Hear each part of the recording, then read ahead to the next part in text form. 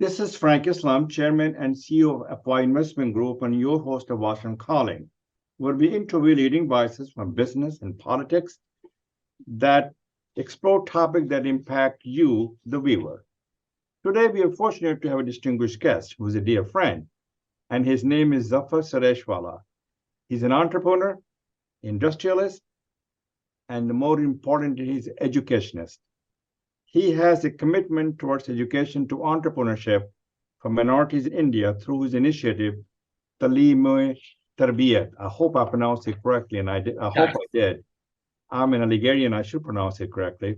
I hope so. He's the former chancellor of Maulana Azad National Urdu University and currently has Sareshwala Enterprises established in 2007. He's one of the pioneers of Islamic finance across the globe. Thank you for coming to our show. Good to see you, Zafar, and welcome to our show. Thank you so much for having me here with you on the show. It's a privilege. Thank you so much. You're most welcome. Zafar, you're one of the India's most well-known and leading Muslim public figure, businessman, entrepreneur, educationist, and community leader. How would you like to be known to the global audience who do not know you? You want to be known as a community leader, as a combination of all, or as a business leader, as an entrepreneur? By any yardstick, Dr. Frank, I am not a leader at all. I am just an ordinary person. I've tried doing several things, and these have inherently come to me because of my family. I mean, my family has been associated with issues connected to Muslims, particularly in the field of education and culture in the city of Ahmedabad for almost more than 125 years. Even my great-grandfather, he had set up Ahmedabad Education Society in 1920. And that was, he continued, and then my grandfather took it over, my father. So, of course, we had a privileged background. I mean, the family business, which we are into, manufacturing of industrial valves, has been in existence since 1890 in the same premise. And I am the sixth generation entrepreneur. But larger than that, I mean, I would want to be known as a family which has done for the Muslim community, particularly in the field of education and so many other. So, and particularly culture, and since you are an Algerian and I am from Gujarat, and Gujarati, my mother tongue is not Urdu, but my family has been recipient of reviving Urdu in Gujarat about 60 years back. Wow. My grandfather had set up Gujarat Urdu board, which then went on to my uncle, my father, and then we took it over. And we promoted Urdu or tried to make it alive again in Ahmedabad and in Gujarat. So that is also a connection, a slight connection of Urdu which we have. Well, and I was, thank you very much for inviting me to Talim Tarbiyat when I was in BHU to give a speech, and I appreciated that very much. And I saw a lot of faces that I can understand and relate to it. So let me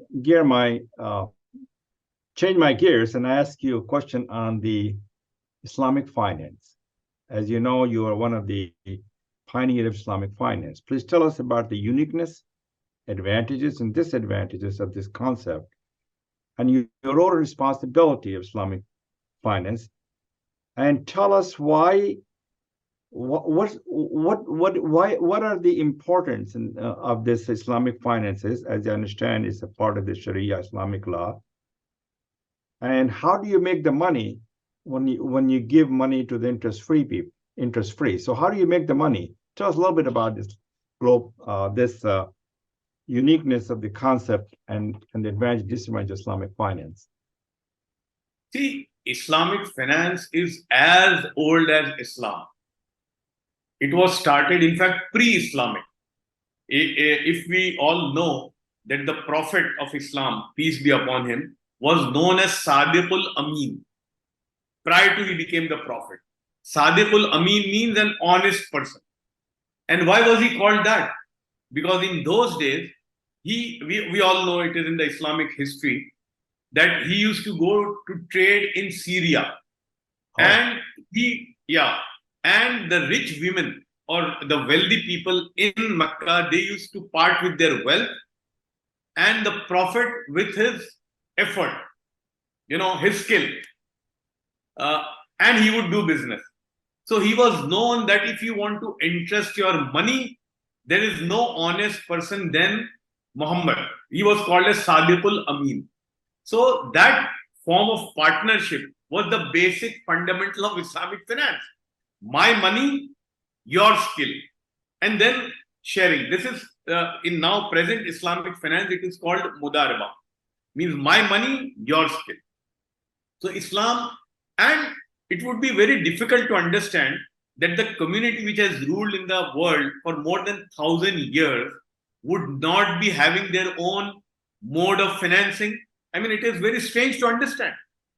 The present banking which we have, the normal banking which we have, or we call the conventional banking, actually is the Jewish banking, which was started about 175, 200 years back. But now we don't call it Jewish banking. It is a conventional form of banking. So Islam always had its own banking system devoid of interest, because Islam frowns on interest.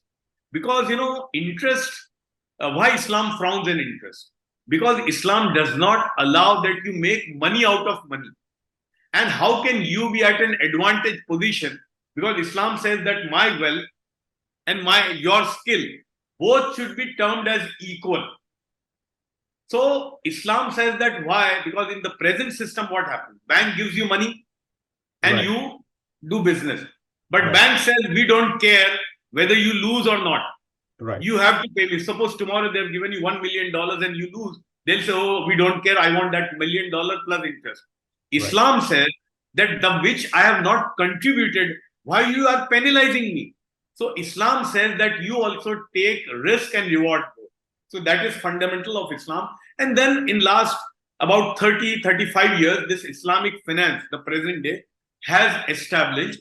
And I would say that the two pioneers of that idea of Islamic finance in modern day, one is Dr. Najatullah Siddiqui. He was an Aligarhian. yeah, I He do know. recently he died in California. So he is basically, I would call him the father of giving this idea. And second is Mufti Taqi Usmani of Pakistan, who was also former justice in the Pakistan Supreme Court. So these two, and then a lot of other people came up, and I came in this field in 1995. And why I came?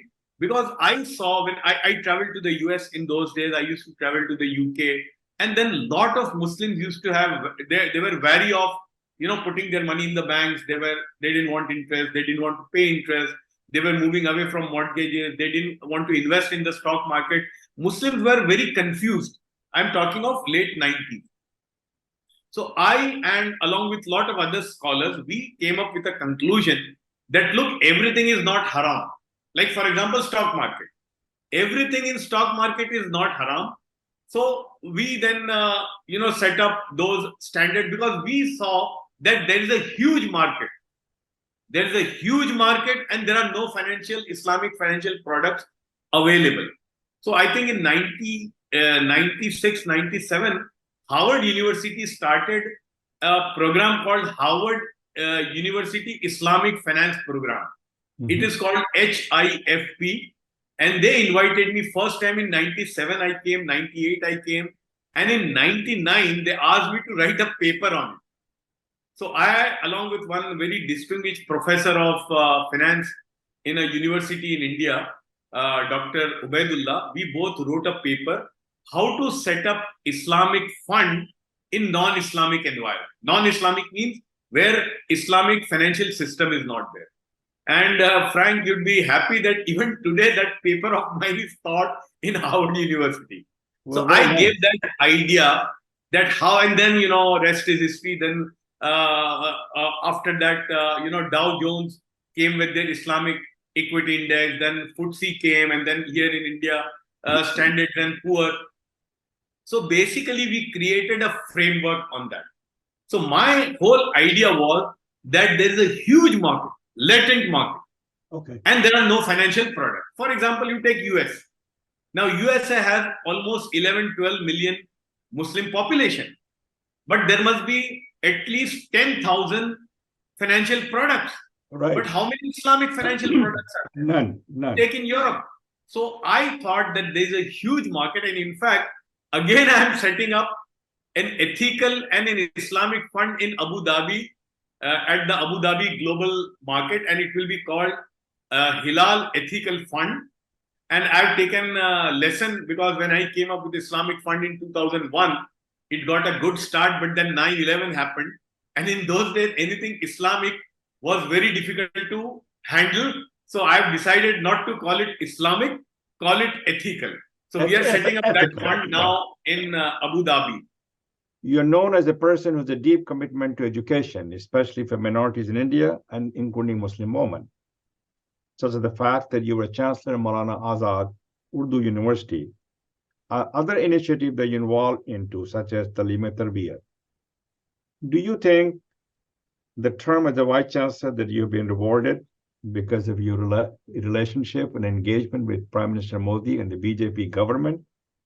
Tell us a little bit about what impact, influence did you make when you were a Chancellor of Maulana Azad Urdu University, and why your leadership was beneficial to Maulana Azad University? Tell us a little bit about Talim-e-Tarbiyat as well. I think you mentioned that earlier. So tell us a little bit about the uniqueness, advantage, and disadvantage of Talim-e-Tarbiyat. Frank, a lot of people thought that my only qualification to become Chancellor at Maulana Azad was my proximity to Mr. Modi. And in fact, the first meeting which I had when I took up the charge, I still remember it was 14th January 2015. At that meeting, I had invited most prominent people from Hyderabad, about 200 people, the Vice Chancellor, everybody was there. And I said, because people had started, this whole campaign against me. And they also said that a Chancellor of Urdu University is made a Gujarati. And they said that a car dealer is made a Chancellor. So the first speech which I made, because my predecessors in that university, I'm not naming them, their degrees I had not even imagined ever in my life. All three predecessors had double PhDs from top US universities. In fact, I was the least qualified chancellor ever in the country. I was just a graduate mechanical engineer. And what was the condition of that university when I went there? It had gone through three most prominent. And my predecessor, earlier to me, was a lady. She had 2 terms. She was close ally of the government of the day. I'm not so close to the government. That lady was part of Sonia Gandhi's kitchen cabinet. Oh, okay. Double PhD. You know what was the condition of the university when I went there? 35,000 Muslims in the university. 11 campuses across the country. 157 learning centers across the country. Can you imagine a central university? Maulana Azad is a central, 32 central government universities out of those. The BA and MA, couple of courses of BA and MA of Maulana Azad University was not recognized by UGC. Okay. Yeah. Maulana Azad also had 2 polytechnics for engineering. One polytechnic in Darbhanga in Bihar was not approved by AICT, which is the Government of India's accreditation agency. Means if you graduate from that polytechnic, now it's a central university, you are not eligible for government job. So my predecessors, highly educated, very close, they could not even do this basic. They didn't do. Third, it was a university that they did not even know what is recruitment. There was no system of recruitment. The students there did not know what a seminar is, what a symposium is. MBA student, they did not know how Reserve Bank of India works, how a multinational company works. They were just because ordinary Muslim youth were there. So these people were coming there with a tag of Chancellor of Maulana Azad National Urdu University with double PhDs from US. So they made that here a chancellor, least educated chancellor, Zafar Sareshwala, whose only qualification is proximity to Modi. When I entered the university, only 40% seats were being filled, 60% were remaining empty. The first thing I did, I got all the courses recognized. In the very 3 months, I got them recognized by UGC. Second, I got all their distance learning courses, which were spread in 155 cities in the country. I got them up and running, all of them. Third, they were closing a lot of campuses. One was in Lucknow, they were going to close. I opened it. There was only postgraduate course I put there in Lucknow. I put undergraduate and I also put PhD there. Then I did at least 9 international seminars in Maulana Azad National Urdu University. The first seminar which I did was called Muslims, Democracy and Media. Muslims, Media and Democracy. I invited 52 most prominent journalists from across the world.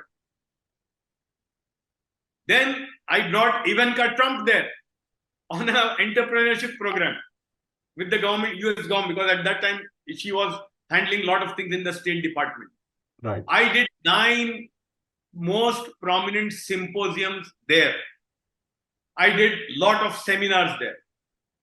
First time ever, I took the MBA students for industrial tour. I took them to Reserve Bank of India. I made them visit Reliance Industries. I took them to a very large IT company in Mumbai.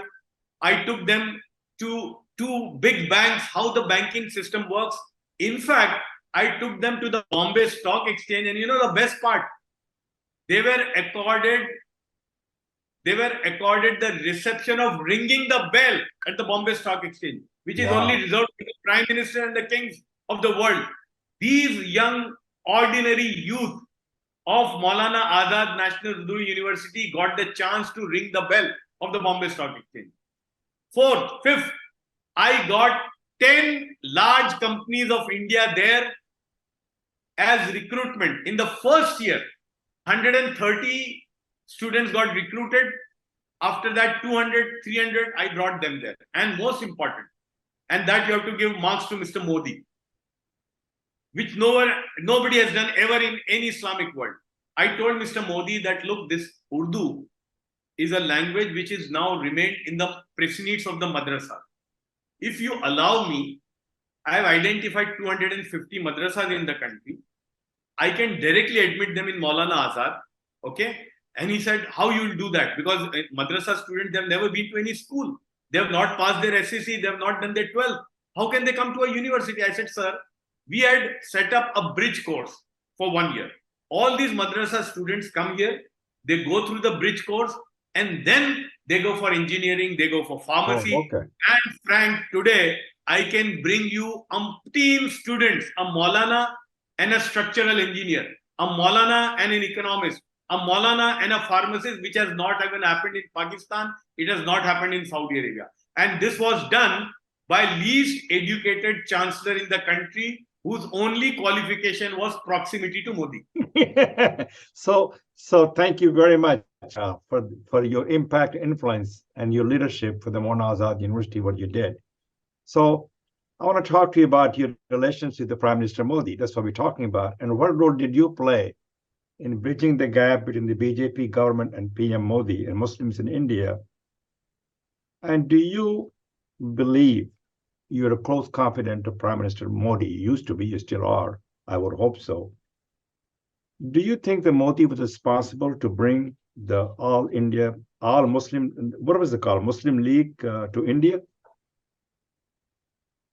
See, my view is, I've seen a lot, and the whole idea of meeting Mr. Modi for the first time, when we met him, when he was the chief minister of Gujarat, immediately after, the horrendous riots of Gujarat 2002. After that, the riots happened, the destruction, we all know about After that, in December of 2002, Mr. Modi brought elections and he again won by two-thirds majority. Now here is the government, and there are not 1-2 million Muslims in Gujarat. There were 5.5 million Muslims in Gujarat. Now there was not a single Muslim who had any connection in Gandhinagar with the power. You cannot remain in isolation with people in power. You know that. Your connection with Bill Clinton, your connection with Obama, your connection with people in power. We need to do that. If we want to do something for the community, Frank, it is very important that we have connection with the government of the day. Now, whoever that government is, that was the whole idea. So I rather became a bridge between Mr. Modi and the Muslim community. And that remained for almost 10 years till he became the prime minister in 2014. In fact, after that. So I feel that in India, Muslims are decimated. I mean, it's not today, it's not happened today or day before yesterday. It has happened for almost 35, 40 years. Muslim votes today has no meaning. Neither you can bring somebody nor you can put somebody down. Your vote has no meaning now. So the only thing left for the Muslim community in the country is that you may vote whoever you want to vote. But there should be a process of dialogue with the government of the day, with not the politicians, the intellectuals of the community, the educationists, the IT professionals or doctors, engineers, businessmen, clerics. So I feel even now, whoever is, Mr. Modi is there, okay, or in states also. Not I'm extrapolating, because in India we have a different form. We have a state central government and we also have state government. So even in states, whoever is in the government, there always need to have a process of dialogue between the community and the government of the day. In the center, between the community and so I have seen that when you meet them, you talk to them. See, after all, they are into power. They know. Yeah. See, so my view is that we need to have that. And second, one more thing which we need to have, Muslims in the country also need to have a process of dialogue with the non-Muslims, particularly the Hindus. This should go hand in hand. And I am in a total agreement with you. As we understand, you were a goodwill ambassador representing Prime Minister Modi for Hajj in 2016. What role did you play then, and how has Hajj for Indian pilgrims changed since then? Do you think you're still a member of the Hajj committee? And what roles does the Hajj committee play? And is Hajj committee part of the minority affairs of India? No, I was never a member of Hajj committee, nor earlier, nor even now. But the Prime Minister sent me as his goodwill ambassador to Saudi Arabia. I developed connections there at that time with the ruling family, with the people in the Islamic Development Bank, with a lot of people in power there for the country as a whole. And of course, I oversaw all the arrangements with the government of India does. Hajj committee is actually part of government of India. I mean, it is, people are appointed. Hajj committee was set up by an act of parliament. And the people there in Hajj committee are appointed by the government of India. So they would do what the government does. So basically, under the auspices of the ministry, the embassy there, the consulate, they do a couple of things like, airline, getting the tickets to and fro, plus housing, accommodation there. So these things are managed by Government of India under the auspices of Hajj committee, and that they do for about 170,000 pilgrims who go through Hajj committee. And the difference between going through Hajj committee and private is almost, the difference is more than 100%. Okay. Like for Hajj committee, they take for 300,000 or 370,000 rupees. But the least, if you go in private, it will cost you 600,000. Okay. So Government of India is doing a very yeoman service of doing this part. My role in that particular was to build bridges with the Government of India, with the people in power there. And I think that has been in very good state. You would be knowing that government of India today has best relations with Saudi Arabia and UAE. So They that sure do. relationship They is still sure do. going on. Uh, my last question to you, Mr. Zafar, is you are one of the most successful entrepreneurs. Do you think ease of doing business in India become any easier considering India's red tape and corruptions, and considering the fact that the India has been ranked 77 in the in about 190 countries? Do you think it is easier to do business in India? Is it? And do you think what are the challenges of doing a business in India as an entrepreneur, See, as a businessman? yeah. See, India has, I mean, as you mentioned, red tapeism and all that is there. Corruption is there. I mean, it's always has been there. But I think the brighter side is they have done. I mean, earlier governments and this government has done a lot of things for ease to do business. They have done. But the most important thing is that that demography is so huge that anything can be sold in the country. You can imagine India having almost 250 million middle class, almost the size of US, Mhm. and 100 million within them are such that who can buy anything on earth. So India has inherent strength due to the size of its population. That in itself is a huge market, and that's why every multinational wants to have a foot in India. You can see last in about 2 months' time, Apple for the first time directly opened two of their stores, one Yeah, in yeah, Mumbai and one in Delhi, and right, their sale is it has surpassed even their imagination. right. So of course these things are there, but then you have to we know how to crisscross and get into it, but the market is huge and that will always increase. And then also if you see, India is increasing its GDP every year. Almost it has become now very soon it will, in next couple of years it will be a $5 trillion industry. And every year the GDP is increasing. A lot of new people are coming in the wealth because of education, because of the IT segment. So many things are happening. So I think this inherent strength of India about the demographic, the size of the population, and the size of market would always be attractive.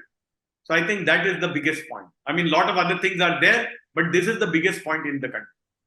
Do you have anything to say before we close our conversation, Zafar?